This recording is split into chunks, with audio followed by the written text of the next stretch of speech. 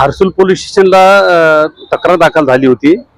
10 तारखेला तक्रार दाखल करण्यात आली होती की एका इसमाने एका महिलेचं तुला 2 लाख रुपये मी उसने देतो धंद्यासाठी असे म्हणून त्या महिलेला गाडीवर बसून तिसगाव शिवारामध्ये एका जंगलामध्ये नेऊन त्या बाईचं विश्वासघात करून आणि धमकी देऊन त्याच्या गळ्यातला गंठन 5 तोडे 8 ग्रॅमचं गंठन काढून घेतला होता। आणि तो आरोपी तसंच त्या आरोपीने आणखी 11 तारखेला परत तसलाच एक गुन्हा केलेला आहे। ते पुंडलिकनगर पोलीस स्टेशन दाखल आहे। तर दोन्ही पोलीस स्टेशन मधले जे मुद्देमाल होतं ते आमच्या डीबी पथकाने आरोपीला पहिले ताब्यात घेतलं। आरोपी हा म्हणजे याच्या विरुद्ध हिंगोलीला मोठे गुन्हे दाखल आहे। MPDA खाली त्याला अटक झालेली आहे।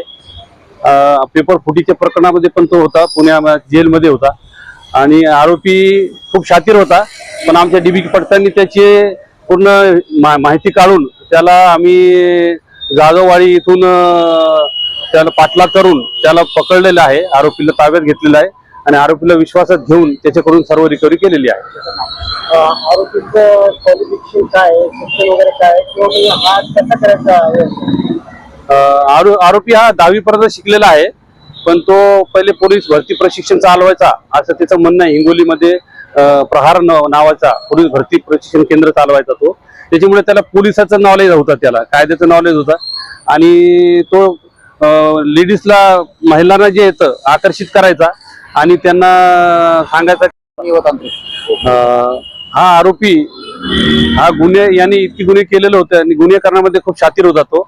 आमच्या डीबी पथकानं त्याची सर्व दृष्टिकोनातून माहिती काढली, CCTV फुटेज वगैरे, त्याच्यानंतर प्रॉपर जे आपण जुनी पद्धत जी असते समजा बातमीदाराच्या मार्फतीने त्याची माहिती काढून त्याचे फोटो आम्हाला कुठे सापडला नव्हता आणि त्याला बघणारा माणूस कोण नाही होता, म्हणजे त्याला ओळखणाऱ्या त्या बाया होत्या ज्या, तर ते लेडीज असल्यामुळे आम्हाला काही त्यांची मदत झाली नाही।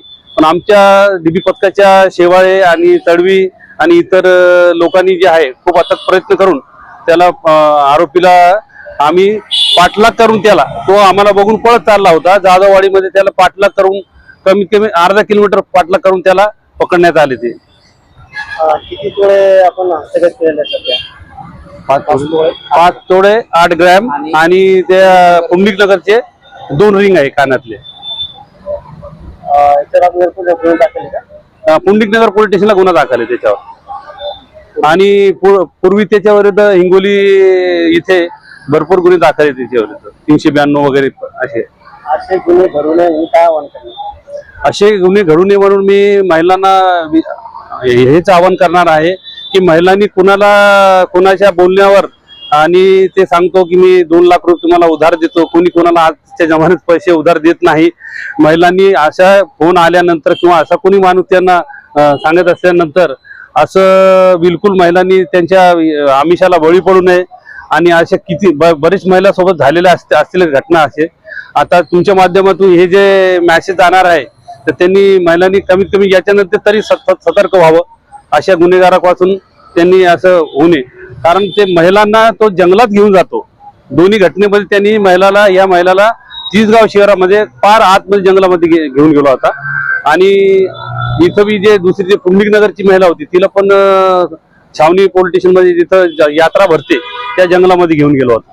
म्हणजे तो इथपर्यंत थांबणार नाही, पुढे ते आणखीन काय तो स्टेप घेऊ शकतो महिलाच्या विषयी। काय नाव? माझं नाव पोलीस उपनिरीक्षक शेख, नेमणूक पोलीस स्टेशन हर्सुल।